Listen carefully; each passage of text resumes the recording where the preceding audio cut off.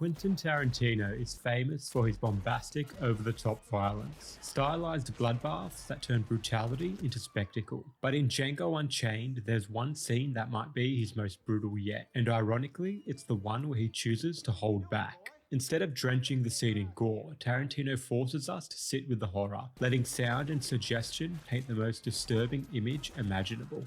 This time, violence isn't stylized, it's intellectualized, and through a 1.5 minute unbroken long take, Tarantino gives us front row seats, making sure we can't look away whilst he builds the tension.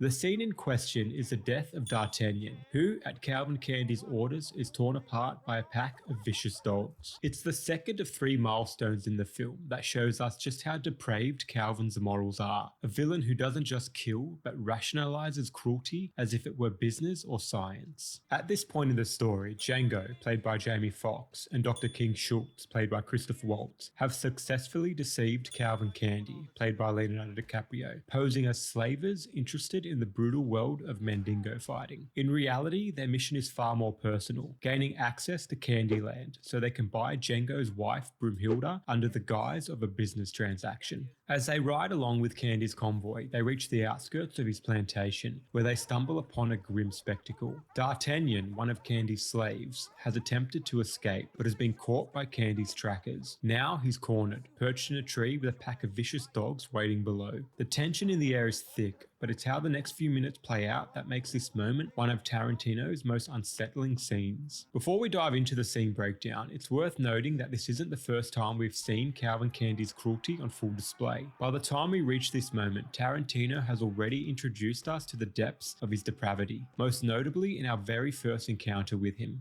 The first time we see Candie, he's not just conducting business, he's enjoying a spectacle. He watches 2 enslaved men fight to the death in a blood sport known as Mandingo fighting, reveling in the violence as if it were no different than betting on a horse race. Now, Mandingo fighting is fictional, or at least no historical records confirm it ever existed. It's a term popularized by the 1975 film Mandingo, where a slave owner trains his slave as a bare-knuckle fighter, and it's from that film that Tarantino borrowed the concept. But while historians have found no direct evidence of it, that doesn't mean something like it never happened. What matters most in Django Unchained isn't whether Mandingo fighting was real, but what it tells us about Calvin Candie. Tarantino wastes no time establishing him as a man without a shred of humanity. When one of the Mandingo fighters wins the match, Candie casually tosses a hammer to the victor and commands him to finish it, forcing him to bludgeon his opponent to death.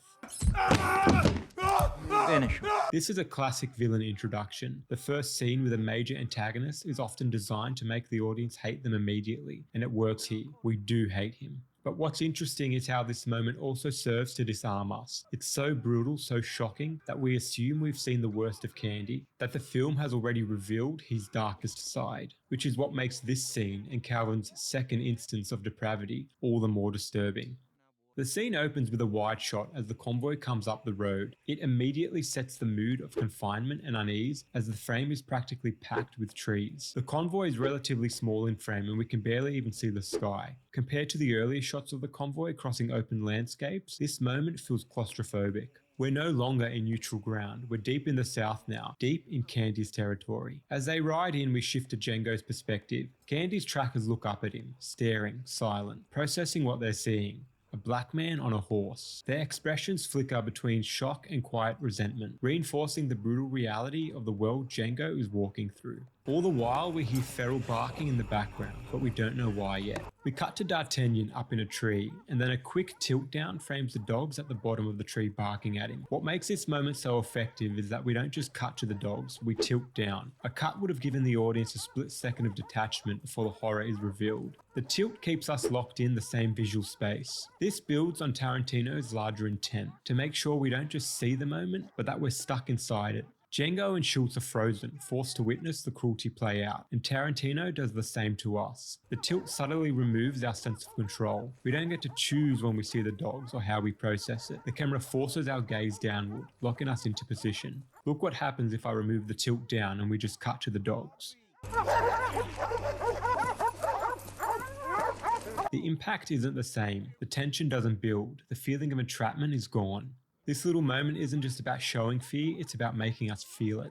We cut to a wide shot of Django as the convoy slows to a stop and he edges closer to the commotion. The blocking and staging in this moment are deceptively brilliant. Movement flows on both sides of the frame, bodies shifting in their different directions, creating a subtle sense of entrapment. Visually, Django isn't just riding forward, he's being funneled into the scene, as if the frame itself is closing in around him, hinting to us that this moment is as much for Django as it will be for D'Artagnan.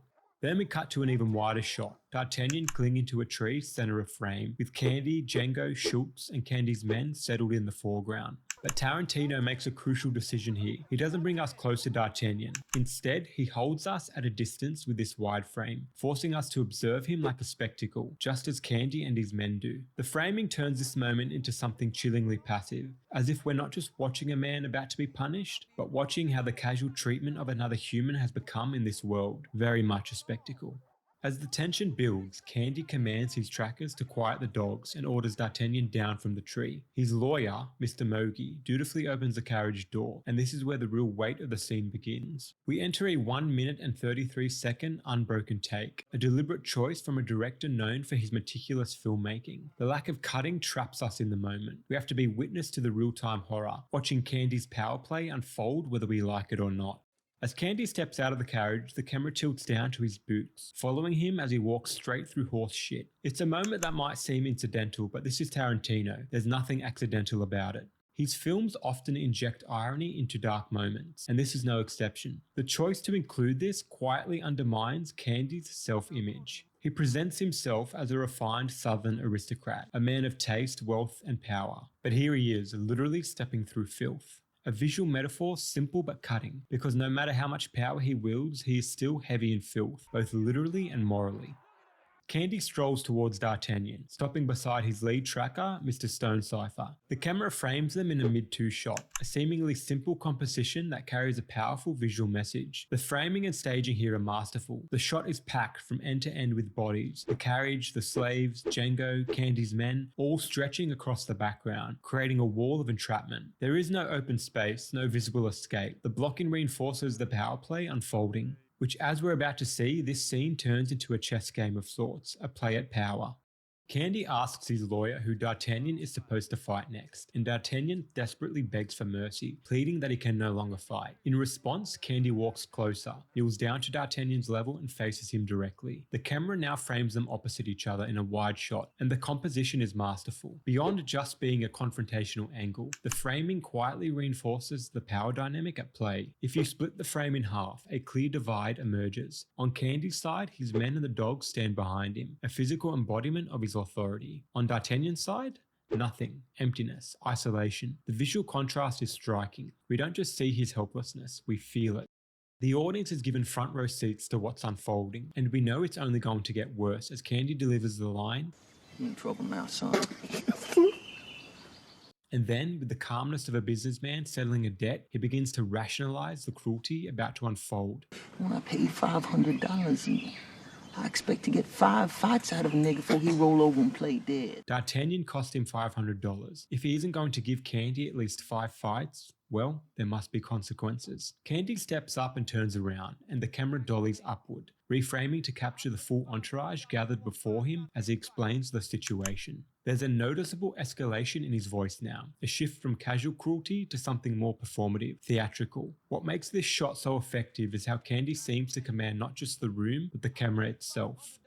Throughout this long take, the audience isn't just a witness, we're trapped. The unbroken shot keeps us locked into the rising tension, giving us no relief, and to what end we don't know yet. But more importantly, we're not allowed to move unless Candie moves. The camera is bound to him, tracking only when he shifts, reframing only when he dictates. It's a subtle but powerful cinematic technique that communicates exactly what this scene is about: control. In this moment, Candie holds all the power over the space, over D'Artagnan and over us, and Tarantino's camera makes sure we feel that power on a visceral level. But what makes this scene so compelling is that control, that dominance, is about to be challenged. Within this 1 minute and 33-second long take, Tarantino weaves together a quiet masterclass in visual storytelling. We move through an insert shot, a wide shot, a mid-2 shot, a wide 2 shot, and finally an over-the-shoulder wide that drives home Candie's dominance. It's a brilliant stretch of filmmaking, loaded with meaning, and yet it often gets overlooked amidst the film's more explosive or emotionally charged moments. We finally cut out of the long take, specifically on the line where Candie pointedly asks, So what about my $500, huh? It's a shift, both in the camera and in the psychology of the moment. The line primes the audience for what's coming next, signaling that the performance is over and the punishment is about to begin. You even know what reimburse means? As Candie turns back to D'Artagnan and mockingly asks if he even knows what reimburse means, Tarantino does something deliberate. He breaks the 180-degree rule. For those unfamiliar, the 180-degree rule is a basic filmmaking guideline. Imagine an invisible line between two characters. The camera should stay on one side of it. This ensures that characters always appear to face each other on screen, maintaining spatial continuity. But here, all of a sudden, Candie is looking framed right to left, where previously, when speaking with D'Artagnan, he was looking framed left to right. It can be disorientating, and that's the point. And notice when it happens, only when Candie begins to insult D'Artagnan's intelligence. This isn't just a stylistic flourish. Directors often cross the line to create disorientation, reflect a character's fractured mental state, signal a power shift, or reveal new information. But here, to me, it's a psychological reveal. The line cross subtly cracks open Candie's performative facade, giving us a glimpse into his twisted delight in the cruelty he's about to inflict. We cut to a close-up of Dr. Schultz, and a slow creeping zoom in on his face tells us everything. This is getting to be too much for him. What makes this moment so compelling is its irony. Just minutes earlier, Schultz warned Django not to antagonize Candie, urging him to stay in character so they wouldn't blow their cover. And yet now it's Schultz who breaks character, overwhelmed by what he's witnessing. He stands up and offers to reimburse Candie the $500, a glaring contradiction for a man supposedly eager to buy into the Mandingo fighting business. The weight of this action lands immediately, and Tarantino hits us with a snap zoom on Candie's face, a jarring sudden zoom in that echoes the techniques from old westerns, kung fu films, and horror. It's a highly stylized move, but here it works flawlessly. While Django Unchained pays homage to spaghetti westerns that inspired it, Tarantino uses the snap zoom not just for style, but for dramatic effect. The moment rattles Candie, and the camera echoes that shock, sharp, sudden, and loud. It's the visual equivalent of a record scratch. What follows is one of the most riveting power plays in the film, a quiet but loaded exchange between Schultz, Django, and Candie. Candie is confused, maybe even suspicious. We cut to a medium close-up of him, but now the camera has shifted to a low angle, looking up at him. It's subtle, but it transforms Candie's presence. He's no longer the showman, he's now a threat. As he begins to question Schultz, he walks forward, and the camera dollies backwards with him, another moment where he commands the frame. He moves, the camera follows. He dictates the rhythm. Then we cut to a wide shot of Schultz, and now the camera is dollying forward, mirroring Candie's movement. It's a subtle visual echo, but it's powerful. It tells us without saying a word that Candie is closing in, not just physically, but psychologically. The walls are tightening, and Schultz knows it. But before Schultz can dig the hole any deeper, Django steps in. No, he won't. He's just tired of you toying with him is all. Matter of fact, so am I. The moment grinds to a halt. The dolly shots stop. No camera movement, just static, locked off frames. It's a visual cue that the power has shifted from Candie to Django. Up until now, the shots of Django have been looking slightly up to him, but in this moment, the angle shifts to something even more deliberate. It mirrors the same framing we just saw on Candie when he was questioning Schultz. Django is perched on his horse, literally and figuratively above the others, and now the camera frames him with a similar authority. He's calm, in control, and with his one line, he reclaims the moment. But we ain't paying a penny for that pickaninny. Ain't got no use for him. Ain't that right, Doc? Candie's pressure dissolves, Schultz is silenced, and now the power has shifted to Django. The moment has turned deadly serious, but in typical Tarantino fashion, he undercuts the tension with a sudden comedic beat. Ain't that right, Mr. Stone Cipher? That's right. It's such a small, absurd gesture, but it lands like a punchline, and that's what makes it brilliant. As an audience, we're suddenly unsure of how to feel. Should we be scared or should we be laughing? In a static wide shot, Candie walks up to Django. There's no camera movement now. Candie's command has been challenged and the stillness reflects that. We then cut to two tight close-ups, reverse shots of Candie and Django. These are the first close-ups in the entire sequence, and their sudden intimacy gives us weight to what's about to be said. The tight framing emphasizes this moment for what it is, not just a turning point in the scene, but a turning point in Candie's authority. And then he gives the order. Mr. Stone Cipher? That marshal and the bitches send D'Artagnan to nigger heaven. The dogs are unleashed. The entire moment unfolds in slow motion, a deliberate contrast to Tarantino's typical fast-paced, stylized violence. By slowing things down, the moment becomes heavier, more visceral, and far more disturbing. The brutality of what's about to happen doesn't shock, it lingers, and the audience, like Schultz and Django, are forced to sit with it. We get a brief overhead shot of the dogs biting at D'Artagnan, and that's it. The rest is left to sound, to screams, and to the imagination of the audience.